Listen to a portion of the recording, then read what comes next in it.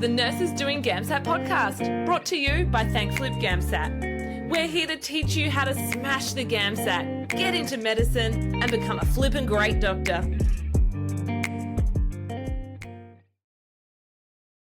Welcome back, everyone, to the Nurses Doing GAMSAT podcast. We are talking about poetry, GAMSAT poetry today. My name's Dr. Tom, founder and CEO of Thankfully GAMSAT, and I'm joined by our lead Section 1 lecturer and tutor, Ryan. Ryan has a master's in English literature and writing and also a PhD in creative writing and philosophy. He leads our team in the Section 1 area. He has helped a lot of people with the GAMSAT, and he's got a very extensive background in these topics and understanding them and writing them. He's an author himself, and he's a teacher. He's a professional in this area, and he's been teaching our students for a number of years now. And so we're talking today about everyone's favorite topic, poetry. And by favorite, I mean most people panic and they freak out. They don't know how to understand. It seems like it's in a different language. So we're going to break it down. We're going to talk about how to face it, techniques on how to prepare for it, and we're going to try and help you as much as we can. If you have any questions from what we covered today, you can actually book in a session with Ryan if you go to our website, or you can ask us any questions. We'll have some notes we'll have the show notes, and we'll have some resources there for you guys as well to use. So head on over there. And if you like this, hit like, subscribe, all that good stuff. But welcome, Ryan. Welcome back. Good to be back. Great to have you here again. So let's jump in. Poetry. So what are your thoughts on GAMSAT poetry? Let's start broad here. As you mentioned, when I ask students, particularly in the acceleration classes, I ask them, is there any particular topic when you come to the end of the classes, there is, let's say one lesson was, okay, we can focus on a particular topic that you feel more troubled about. And the topic that generally comes up is the poetry section. And I think it's because it's somewhat intimidating, I mentioned on the previous podcast that I teach high school, and teaching English literature to high school students, poetry comes up, and I tend to begin the class by asking who reads poetry, and there's a deadly silence, and yeah.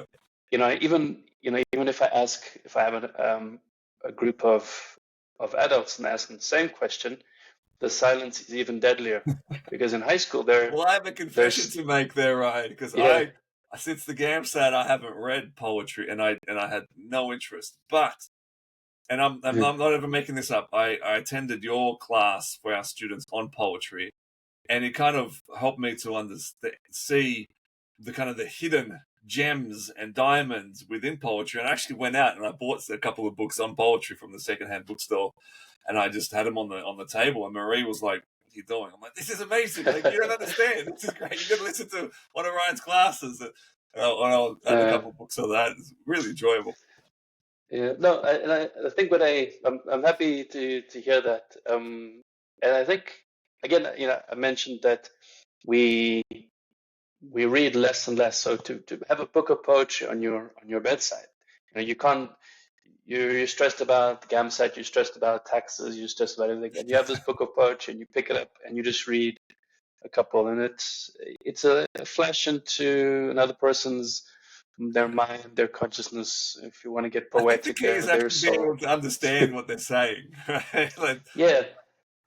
So let's talk about that. I think the reason why students or people feel intimidated by poetry is possibly because of the way poetry is taught in schools. You have your teacher, and I try not to do this myself. You have the teacher. There's a poem. We're looking at this poem a sonnet by Shakespeare, and the teacher has a textbook, and in the textbook there are the notes, which this interpretation of that poem. All right, and the students feel maybe when they read the poem initially, they feel that maybe they have their own interpretation of that poem, because poetry is not an exact science. Yep. The problem with the way poetry is taught generally is that it's taught as if it were an exact science. So like, all right, this is what this poem means. What do you think it means? And then the student might be confident and put up their hand and like, I think this poem means this. And the teacher will say, no, that's incorrect. This poem means this, and this is why. And a lot of people get turned off by poetry. I mean, this might be true for other forms as well, but particularly poetry, where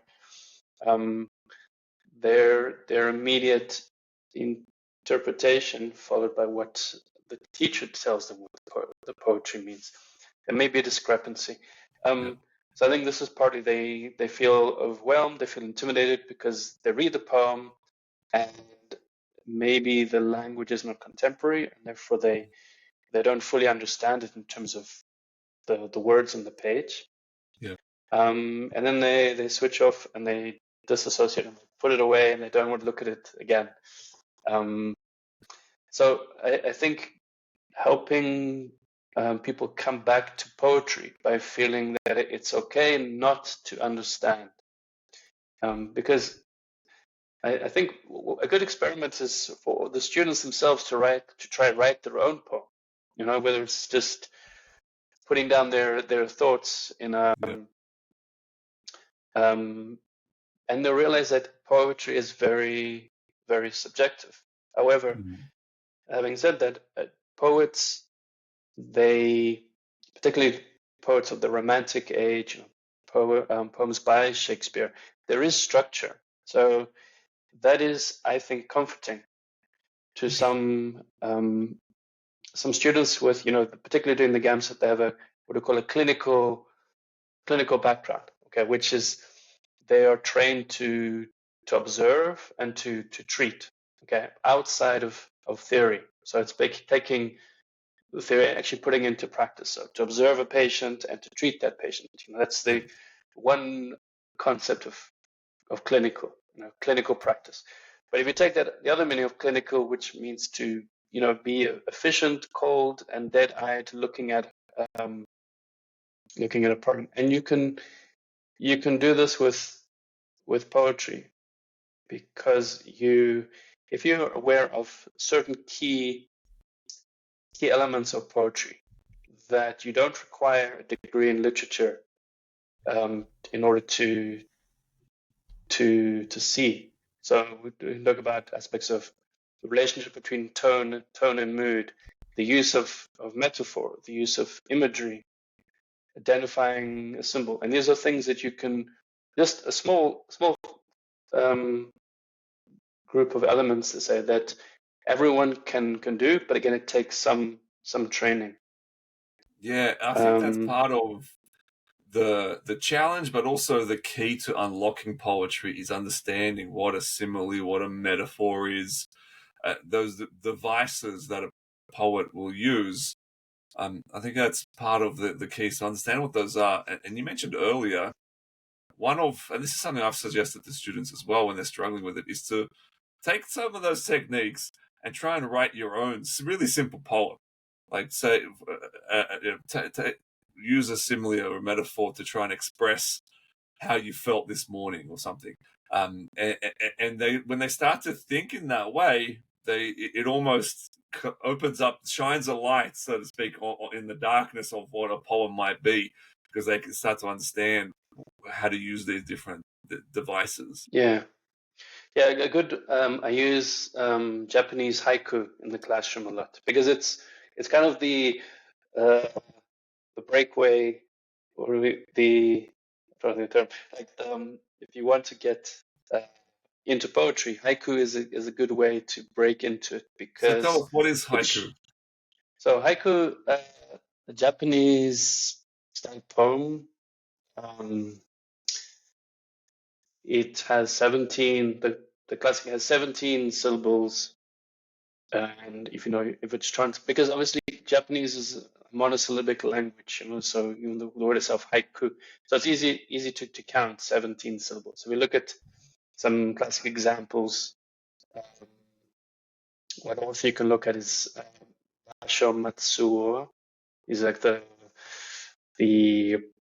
grandmaster of haiku, and it's very short. But the focus is on an element of seasonal element, which we call a kigo in Japanese. And kigo is a word that when the reader reads the haiku or hears the haiku, they imagine a season. So spring, summer, autumn, winter, or elements of that season. So winter, snow, flowers, spring, etc. So it's immediate and it's essential.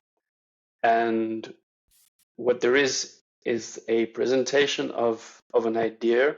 There is usually an object, something concrete, right?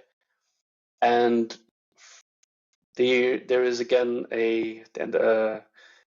almost a moment of enlightenment. So the beauty of the haiku is that the reader can read the haiku or hear the haiku and intuitively understand the feeling. Hang on, let me. I have one. I have something here. So are they broken down into 3 lines? Is that kind of how it works? They're structured 3 lines, that number of syllables in each line. Yeah, 17 syllables. I mean, when I teach it, I usually get them to do the first line 5, second line 7, last line 5. So 5, 7, 5. Okay. But if you look, haikus, Jack Kerouac, famous for On the Road. He wrote a book of haikus. If you read his haikus, they do not follow that 17 syllable structure. Okay. But they're very clear what a haiku is. So it's a moment of and so then you use them in the classroom because they're a clear structure and people can start to practice these different techniques or Yeah, so it's something that's not intimidating you once you get the basic idea. You write a haiku, it's quick. You just have to, you see the students counting. It's a good way for second students who don't have English as their first language to get them to understand concepts of rhyme, because the idea of rhyme in Italian is very different to rhyme in English, because how you read a word in English is not necessarily how you pronounce the word in English. Okay. Yeah, interesting. Okay. Yeah, for those who don't know, Ryan clearly speaks English, but he's living in Italy right now, and he teaches in Italian, and he translates between Italian and English. As well. Yeah, so it's a good way. And then I find, when I begin the class, and I ask them a definition of poetry, and it's interesting what the students bring up. They say difficult, hard to understand, boring. So and I get them. I said, don't be shy. Tell me this. I can take it. And a lot of them they come up with difficult. And then interestingly, some of them may say, what is the definition of poetry? And you get those who think about it for a long time, and they put their hand up and they say poetic. And I'm like, okay, well, that's interesting. The definition of poetry, that it has to be poetic, but then you have to kind of tease out what poetic means. Yeah. And then we come on to metaphors. What is a metaphor, like scene? So you make it accessible. So people get intimidated by the words, like metaphor, simile. What is the difference? And there are a lot of what we call poetic devices. So when I look at the different topics in the GAMSAT, if you have the editorial cartoons and the devices that are used in a cartoon, or what we call persuasive techniques. So if I'm trying to persuade you when you read a cartoon, I may, let's say, Donald Trump, for example. In an editorial cartoon, he's usually drawn with a very big head. He has his hairdo. It's very easy to caricature. Donald Trump is a caricaturist's dream because he's very easy to caricature. Yeah. So, and that is exaggeration. So one of the persuasive techniques in the cartoon is exaggeration, labeling, speech bubbles, right? So it's called, when analyzing the cartoon, you look at persuasive techniques. How is the cartoons persuading you? Then you move on to poetry, and we call them poetic devices. and that is, a metaphor, simile, use of imagery, symbolism. If you look at fiction, you have what we call literary devices. So they're the same things essentially. They're different terms we use in order to interpret what we see. So I think helping students to look at poetry, and if you overwhelm them with all these poetic devices, they get scared and they go back into their shell. But if you make it accessible using just a handful of things that they can actually understand and not feel intimidated, then they begin to see it. And the one I use most often is we can talk about the distinction between tone and mood. And so this connects to what I was saying in the previous podcast, where I spoke about students feeling intimidated when they read a poem and they feel like, oh, I need to understand the whole. I read it and I'm like, I need to understand it, but I don't. Right? And it's about moving from understanding the whole to look at the individual parts.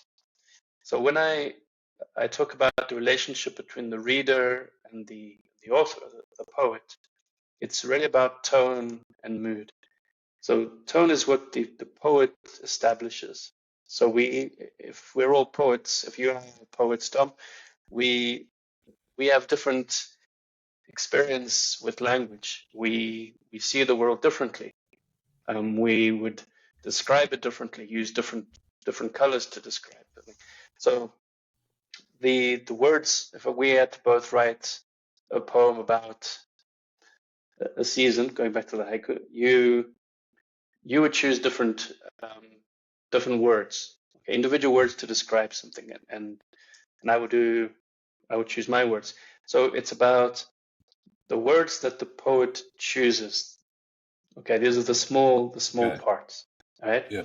And those words have an effect on the reader, and that effect is the mood. So the tone is what the poet creates, and the mood is what that creation causes in the reader, right? Okay. So I always give the analogy of if we're coming up to Halloween, and we're having a Halloween party. If you have a Halloween party, you go out, you buy spider webs for your corners if you don't have them already, and you create a particular scene within your house. You have pumpkins and witches, broomsticks, and etc. All right, and then I come to your party, and I feel, wow, this is spooky because you have put into place everything that will create this mood of spookiness. Right? Maybe there's even some music, etc. So you set the scene, and that is tone. How I feel when I come to your party is the mood. So I immediately have a mood. You go out to dinner to a certain restaurant. Yeah. You go to an Italian restaurant. What do you expect to find in an Italian restaurant, Tom? If you had to go to pasta. But apart from the food, like what about the? Okay. What do you imagine, like on the walls, on the tables? Like scenes, pictures from Italy somewhere, Amalfi Coast, or maybe like wine and cheese and grapes. Pictures of those. So your parents recently went to Venice, didn't they? Yes. Yeah. So what is like the idea of Venice? And you imagine Venice. Paint us a picture. On a gondola. It's a man standing on a gondola, pushing it along. Yeah. Okay. And how do you imagine the tables outside the restaurants? What do they look like? They're going to be round, and they're going to have these checkered kind of red and green, probably. Yeah. Tablecloths and the wicker chairs. Yeah, exactly. So it's the same thing. Those little elements that you imagine when you're creating a poem. If you're writing a poem about Italy, you put the man on the gondola. You describe these checkered tablecloths and the wicker chairs, and then I feel when I read that, I'm like, oh, I'm in Italy. This is the mood you've created. You've created an Italian mood, and I'm there. So it's the same. If you read any poem, you can find these elements. So I basically, if you divide the world into emotions, you have like that cartoon Inside Out, where you have, sadness, Yeah. you have joy, you have anger, and this is what you're looking for. So you read a poem, like, how do you feel? And the mood that you're feeling is determined by the tone. So the individual words, the images that are created. So just if you look at tone and how is that tone created, you start looking at imagery. You mentioned you created a scene, like a picture of a gondola going down one of the canals in Venice. That image there helps to translate, to create. And so can the mood and the tone be different? I imagine they would be different usually, right? Otherwise they wouldn't No, distinguish. they can't be. It can't be. It's just about if they won't be different because they're connected. They're essentially the same thing. Think about using another analogy. When someone says the tone of voice, when someone says don't use that tone of voice, you can determine someone's tone whether they're being cynical, sarcastic, angry, aggressive, right? And that tone of voice that you use will cause some emotion in me. If you're angry with me, I will feel upset. All right. Okay. If you're being sarcastic, I will be upset as well. So you have the tone then translates to me, but they're the same thing. It's a relationship. So you can't have one unless you misunderstand. So if you misunderstand the tone, then the mood will be lost. Okay, and then in the poem, how do you differentiate in a poem between the mood and the tone? Well, you will understand how you. So I can speak about how I get the students to read the poem. So in the e-classes, there are very clear steps to what you should look for when you read the poem, right? You try to identify the speaker, because maybe a poem by Emily Dickinson might be seen through the voice of an animal, for example, okay? Or a poem by a man might be the speaker might be a woman, so there might be. It's like essentially using a character to voice an opinion through. Okay, so in the class there are a number of different steps that you can take to what you should look for when you analyze the poem. But again, I find that if on the exam day you practice what I call the three read system. So the first read, again, this is about practicing. Again, doing this each week, practicing reading, looking at a poem. Have your poem at your book of poetry at your bedside and just pick it up. And first read is your intuition. Okay, what intuitively do you feel? And that's very much about your mood after you've read this poem. Does this poem make you feel happy? Does it make you feel sad? Right? And that's very much by the words that the poet has chosen. Right? So if I describe a foggy winter morning, and I've run out of coffee, okay, just these things: fog, winter morning, no coffee. You're gonna feel a bit depressed. Okay. Yeah. So the tone in Melbourne, especially if it's in Melbourne. Yeah. So me choosing those elements, I know that because I live in Melbourne, like you, I know what help the citizens of Melbourne, feel on a foggy winter morning with no coffee. It's depression, right? Yeah. So I choose these elements, knowing that this will have a certain mood on you, right? So the first read is intuitive. Okay, how does this make me feel? And it's very simple. Do I feel slightly? I may not know intuitively. I don't know why I feel like this, but I feel something, right? And I think this is the same with a piece of music, any form of art. Looking at an artwork, how does this make me feel? Generally, so it's intuitive. What is your first impact? Your first response to that? Right? Yeah. Then the second read, you saying, all right, this had an effect on me. This made me feel sad, made me feel melancholy. So then I started looking for why. Why did I feel that? And then I'll see this word, fog. I'll see the word winter. I see this word, this phrase, no coffee in the cupboard.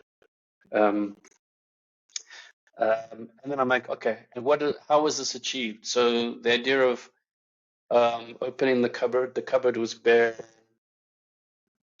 This is an image that I see, and that imagery is something I can recognize. I'm like, so this is imagery. This is a use of a metaphor. So metaphor is just an example. I'm sure you all know what a metaphor is, but the day was the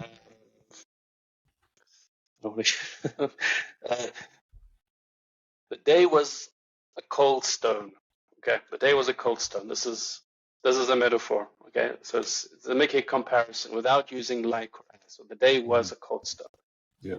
And that is so if I start to recognize a metaphor, I start to recognize some imagery. Maybe there's a symbol. A newly formed snowman is very different to a melted snowman. Okay, so this very simple ones like a symbol, an image, a metaphor, and that's on the second read. So I look for the elements that created that intuitive response, right? Then the final read, I put these two together, and I just complete the sentence. I felt sad because of the metaphor, the image, and the symbol. So over 3 reads, and you can do this all in one read. The more you practice it, the easier it becomes. So at the beginning, the first poem you read, if you haven't read poems for a long time since high school, then it might take you some time. You read the poem, you ask yourself, how do I feel? Okay, if you don't know how you feel, then you try and look for what made you feel that way, and you put the two together. I felt this, and this is the reason I felt this. Yeah. That's a great technique. So this is what you do in your study time. This is, instead of reading widely, which means nothing, you're actually doing this when you're reading a poem. You're going through this 3-step process. Yeah, and if you take, you take a one poet, for example. I mean, I'm not sure the poets you have on your bedside. Emily Dickinson is usually a very common one in the GAMSAT. Yeah, right. So Emily Dickinson. If you just take Emily Dickinson and you read all of her poems, you will start to see a pattern. Okay. This was a very complicated woman. She suffered a lot in her life. She had a condition with her eyesight. She slowly lost her eyesight. For a poet who's observing the world, not being able to see the world, and she very seldomly left her home. So she was often considered a recluse. She lived inside her imagination. So you see you keep reading her poems, you see reoccurring images, reoccurring metaphors, reoccurring use of language, and reoccurring use of style. She was very fond of the dash. So that when she, I think she had only a handful of poems published in her lifetime. It's only after she died did they publish all these poems that they found in chests, little pieces on scraps of paper. So I think, I'm not sure the exact number, but maybe as few as 2 or 3 poems in her lifetime were published. Wow. And when they first published her poems, they saw all these weird dashes. And then they said, no, they removed them. Then in a later publication, they said, no, this is very much a part of Emily Dickinson's style, and they put them all back. Yeah. So my point is, like, when you read one particular poet, you see a reoccurring images, theme, style, use of symbol. So you get used to it. It becomes like an old friend. So if it comes up in the exam, you're like, all right, you are able to then talk about your old friend because you've spent a lot of time with your old friend. Yeah. And you do this with, again, someone like Shakespeare. So not only poems from, let's let's say 17th century, across different periods of time. Yeah. So even So then, going, because that could be challenging if a student is preparing for Section 3 and the essays, and then fiction and non-fiction, and then all these poets. Like, do you think it's required? Should people be reading, focusing on a handful of poets, or a whole range of them? Or what are your thoughts?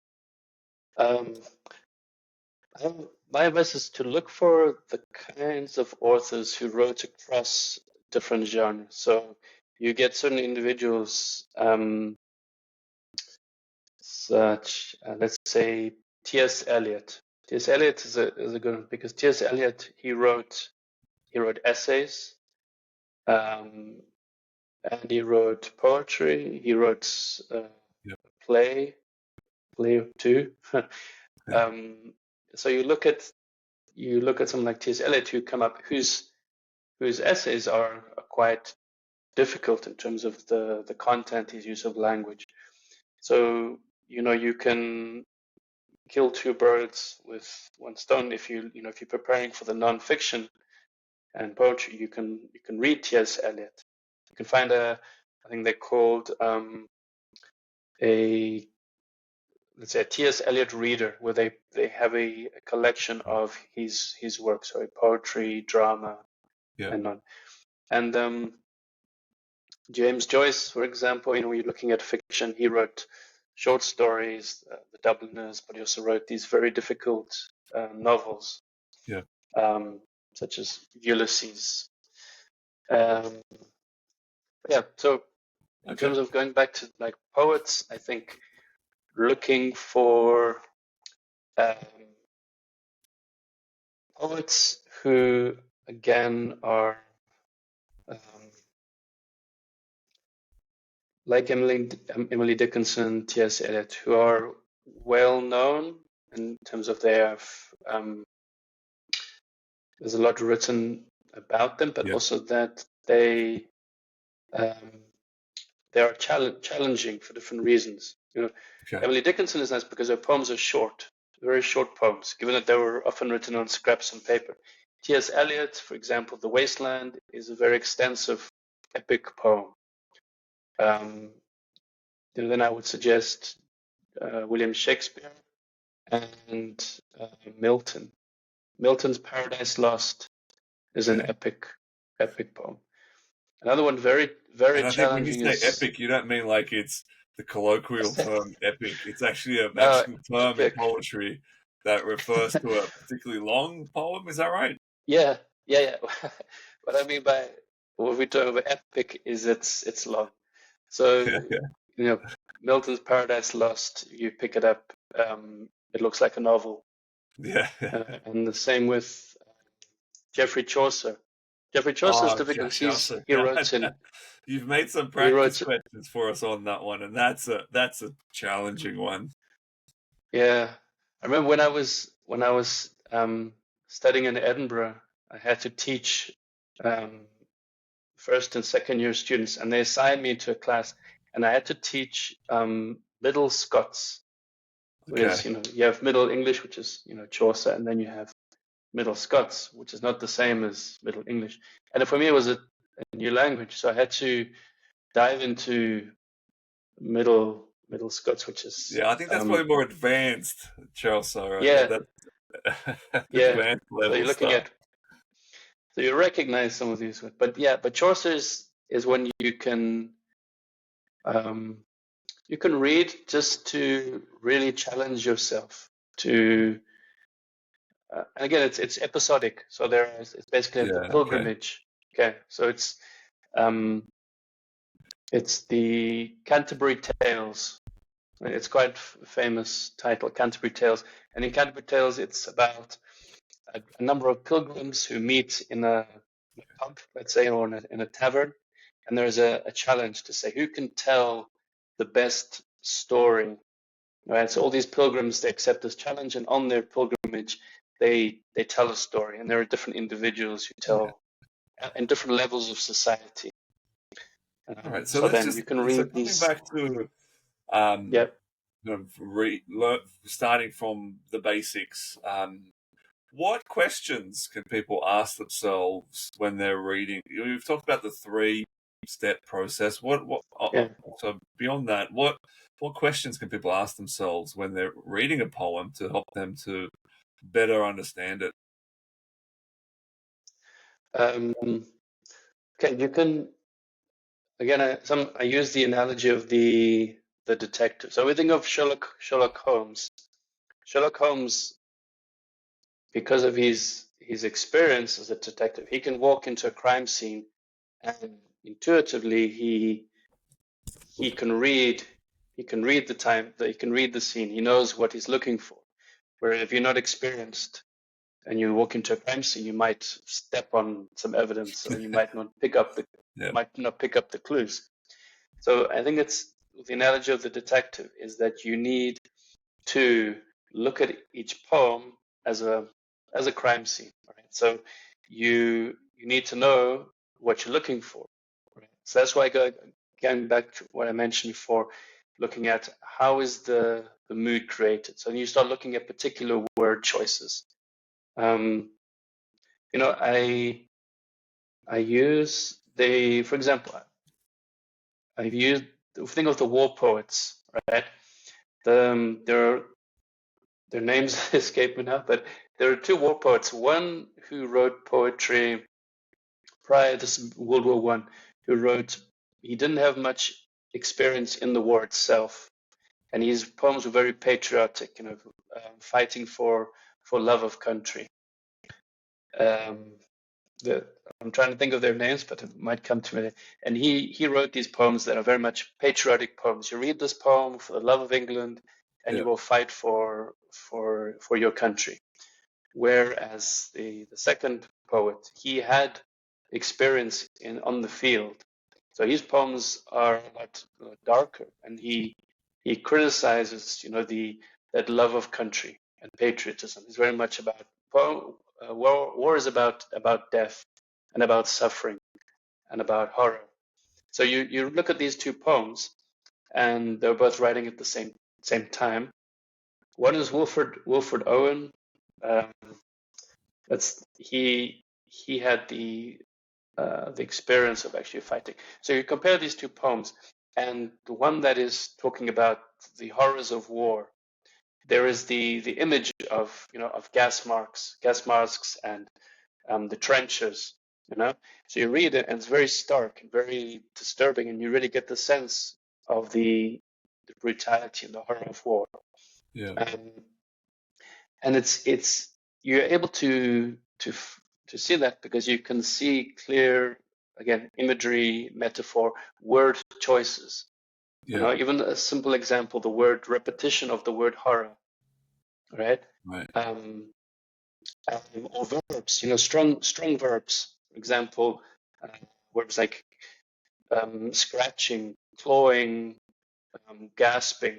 These words, when you think Yeah. about intuitively, you feel, if I say the word gasp as opposed to breathing, there's a very different effect on you. It triggers something different. So you're reading the poem, and you're able to identify these, let's say, trigger words. What is triggering this emotion in me? And that is something you can do. You don't need a background in literature to be able to identify, to say, all right, this word gasp is a strong verb that is negative.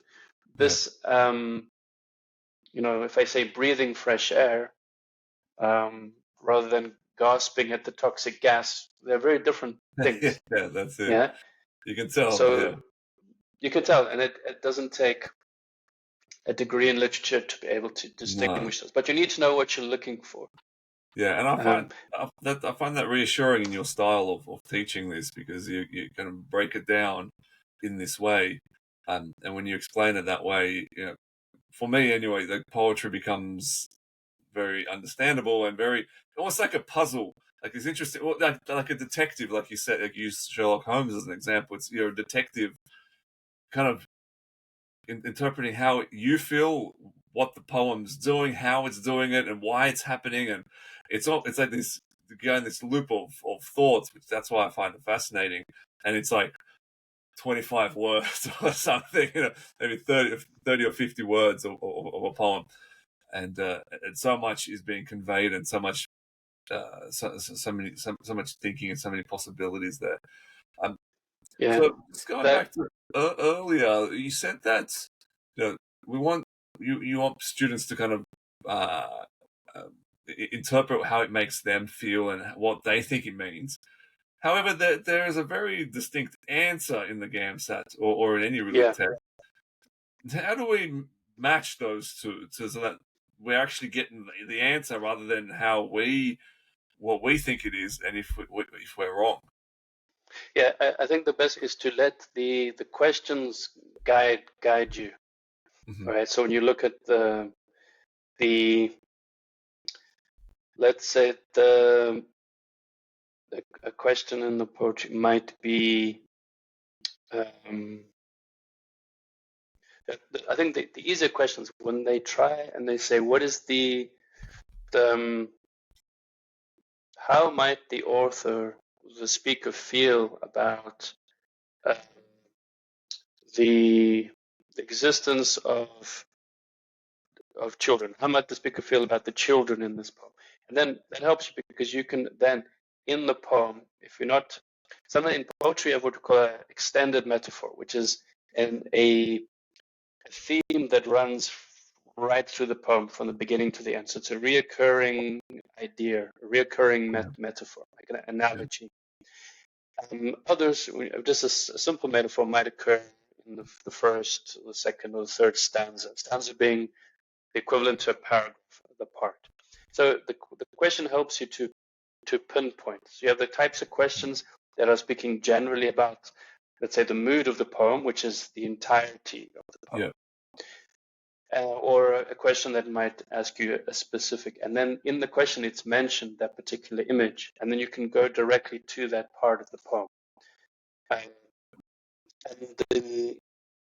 the questions themselves will help guide you, so you do not go off track in terms of your.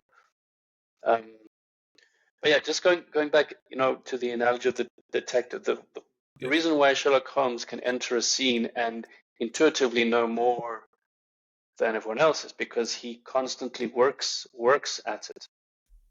So it takes work. And again, the students who I have experience with over these years is that they have jobs, they have families, they do not have a lot of time to pick up the Norton anthology and on foggy winter mornings in Melbourne. No coffee. No coffee. But so it's about concentrating your time and training yourself. So even if you have half an hour a day to work on section 1, if you say, all right, today I'm going to read just one poem, and I'm going to do the 3 read system. So I'm going to read the poem, try and identify what makes me feel this way, and you do that. If you do that every week, again, you have to manage your time. It's about time management. So you look at a poem and you identify these features, and then you train yourself. So intuitively, when it comes to the exam day, you're building up your strength to intuitively interpret something because you've done it before. If you haven't done it before, it becomes very difficult. I always use the Nelson Mandela. He said, I'm paraphrasing, but it's impossible until it is done. So what seems at the beginning like, I can't do this poetry or any other topic, I can't do it. But if you practice slowly and you don't give up and you're persistent, you put time into it, then it'll be done. And to add to that, it's difficult until it is easy. Yeah. So everything we do that's new is difficult. But if we work at it slowly, it becomes easy. We're like, oh, what was I worried about? But again, you have to put in. It might even become enjoyable. It might even. Yeah. Like myself. Enjoy. That's the added bonus. You start to enjoy it. And then... and so let's look at so we've covered a lot there, all many different techniques and how to get started. And let's look at it in the context of the actual GAMSAT, because I know a lot of people worry about poetry, but the truth is, out of the 62 questions that come up in section 1, maybe 3 of them will be on poetry, right? You might get 1, maybe 2 poems. Generally, there'll be at least 1, and so there'll be a couple of questions. So it's as intimidating as it is, it's actually not a big part of the section. So the bigger part of the section, the more important topics are fiction and non-fiction. And so that makes up the bulk of section 1. So, it's important to develop these skills of poetry, and I think they do translate in a way to some of these other topics. Yeah, certainly fiction. Yeah, I think, and we cover it all in the boot camp. Like, we run classes on all of these topics. I think it's important for you to kind of get to know them. But any kind of last tips or advice for poetry, Ryan, before we wrap up? I think just going back to what I said about choosing authors who write across the different genres, because that way you're investing. Again, you have to manage your time. So if you're able to look at one author who writes fiction, non-fiction, poetry, drama, and they exist. Read their work across the different styles. Yeah, just read them, see what they're doing differently. Ask.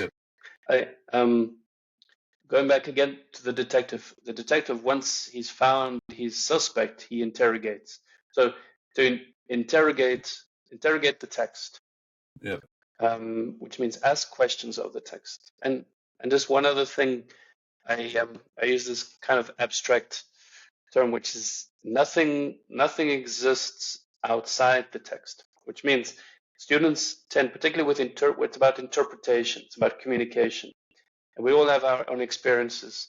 So sometimes students misinterpret or overread something. This is something often students get the question wrong because they are overreading, and they tend to overread or misinterpret when they bring in their life experience, their opinions, their feelings about a particular topic into the text. And it's a difficult skill, but you need to realize the text is a self-contained, generally not always, but it's something that what you're interpreting is there in front of you. So avoid bringing in things that are not there.